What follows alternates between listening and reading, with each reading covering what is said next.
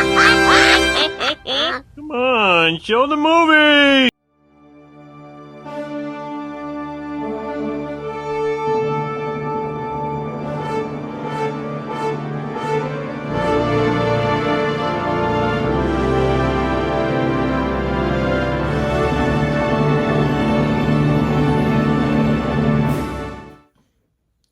What up, what up, what up?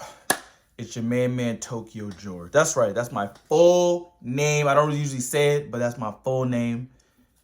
You know I am. I'm Surge. You don't know who you are. Damn now. Yeah, we're the Cinemaniacs. I mean, you kind of know us, but we're not there yet, you know what I'm saying? Okay, we're here to review episode 1 of season 3 of the show Invincible on Amazon Prime. Mark is back, and boy, oh boy. And we're going to straight into all the details or reviewing that. First of all, I love a good training montage, you know? Yeah. But it shows right there, even though all that training, Mark is still in shit to his dad, unfortunately. You know what that reminded me of? All-Star Superman. Because remember in All-Star Superman, he was like working out just to see, because he was getting more powerful and stuff, so he was basically testing his strength limits. So seeing Mark and him like just, you know, him getting stronger as a Viltrumite or half Viltrumite, I like seeing it. That was really cool, you know? And once again, you know, it because you know, if for those who have watched season 2 of Invincible, we know that, you know, this dude he's just having trouble. I mean, keeping up, honestly. Yeah, I mean, look, that's just typical with a superhero, you know, balancing superhero life. But I like how they really like they really hammer it home that this shit is just like he can't be in school and do the shit that he's doing. And you know he can't be the same level. He's got to step up his game. Yeah, you know what I'm saying? Yeah. Also, this too. Fun fact. I like the fact that Rex is growing as a character overall. Yeah, and that's another thing too. Like, it's not just Mark is growing as a character, but the people in was it the Guardians, right? Guardians of the Galaxy? Really? No, Guardians of the Globe. Yeah, that's what it was. Yeah, Guardians of the Globe. You know, because I remember when what's his name, Samson, he was like, yeah, you know, we're a family and stuff. Like, you can definitely see, you know, that. Well, you see that in each season, but like with season 3 and everything like that, you really see like personal arcs, like really take another step, you know? Yeah. Like you could tell like, okay, like these guys, like they're a family, like they care for each other. But now we're actually like delving more into like their personal arcs. Yeah, because because we got in the comics though, Shrink and Ray, they were killed off and never really came back or mentioned ever again.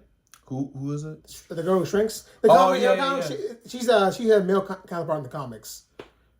She's a male in the comics. Yeah. Okay. Yeah, so they brought her back, which is fun. I was like, I hate saying this.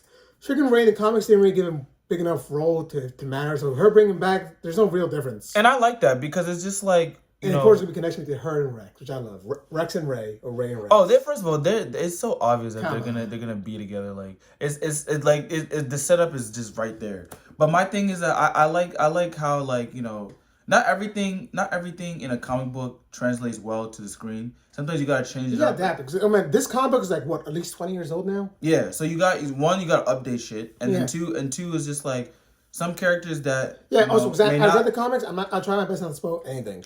Like in the comics, William, he didn't know he was gay. He didn't know he was gay in the comics. He actually dated Adam Eve for a while.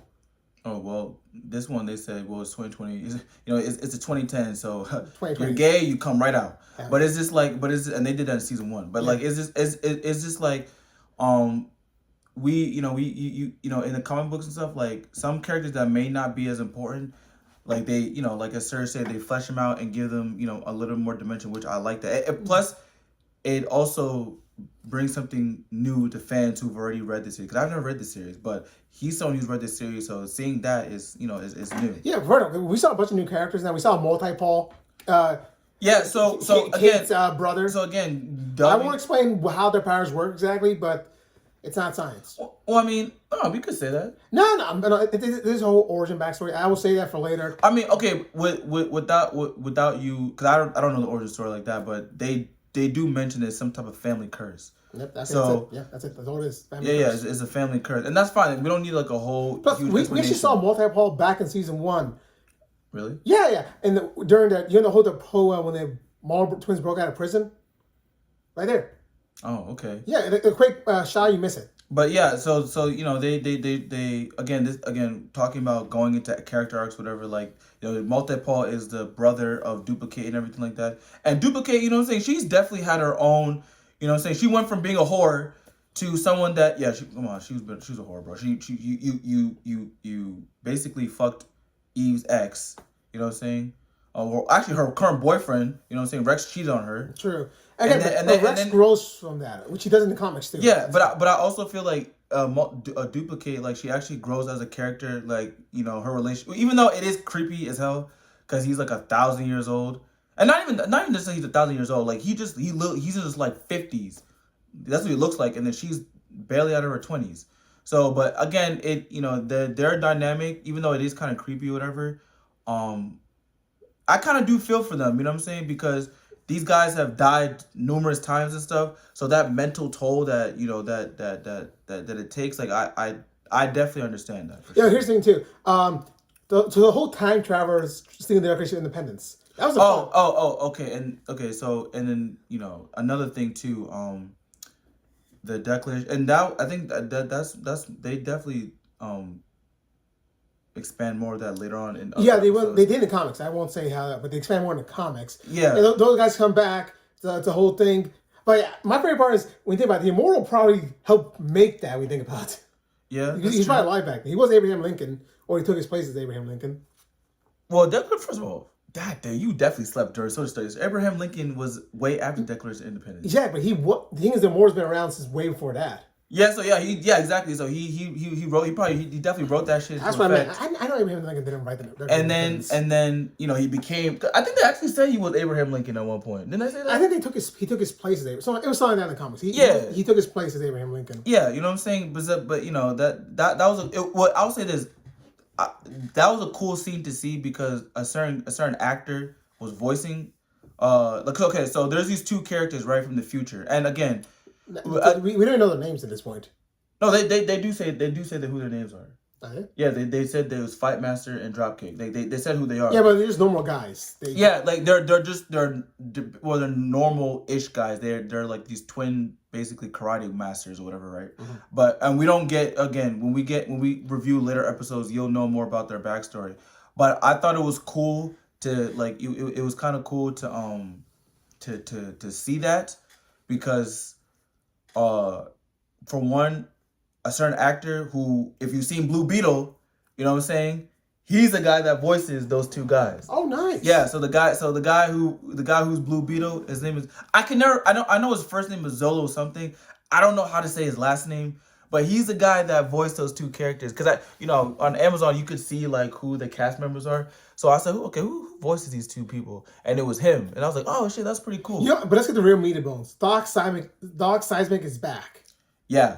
He captured all the heroes, which were like 25, I think. And here's the thing, Doc Seismic, like, I realized that, you know, because he to me, before, he was kind of like a villain of the week type of thing. Yeah. But here he was terrifying. Yeah, because he knew the secrets of the earth. Yes, he did. Yeah, so why isn't Mark fighting against those giant bugs instead of, you know, a giant 8-year-old? Because he actually struggled with those guys, those bugs. He what? He should be training against those bugs, not fighting against a giant 8-year-old. Oh yeah, there is, what he's referring to is, like, there's this scene where he's basically during his training montage. We didn't know the character was 8, but it's like this Cyclops looking monster. Yeah.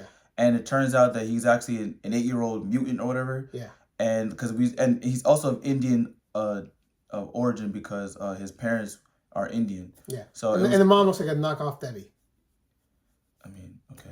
No, I mean, seriously, it's just lazy makeup, in my opinion. Oh. But yeah, okay. Of course, they all get captured, and then Cecil sends them to Reaniman and Darkwing. This episode really shows the distrust between Mark and Cecil. Yeah, you know I mean, Mark trusts Cecil a lot, but Cecil has Cecil contingency plans. If you thought Nick Fury's bad, Cecil's worse. You know what I'm saying? Cecil's even more dubious than Nick Fury. Yes, you understand he's trying to protect the world, but he definitely violates. He goes in, like, just the worst ways possible. Yeah, like he just violates. I mean, that'd be a talk for next. Absolutely, like he violates Mark's privacy to the up degree that you could definitely understand why Mark would, you know, be upset. Yeah, but and then Darkwing returns. He's the coolest power. He has access to a different world. To me, Darkwing is like Batman mixed with Spawn, maybe?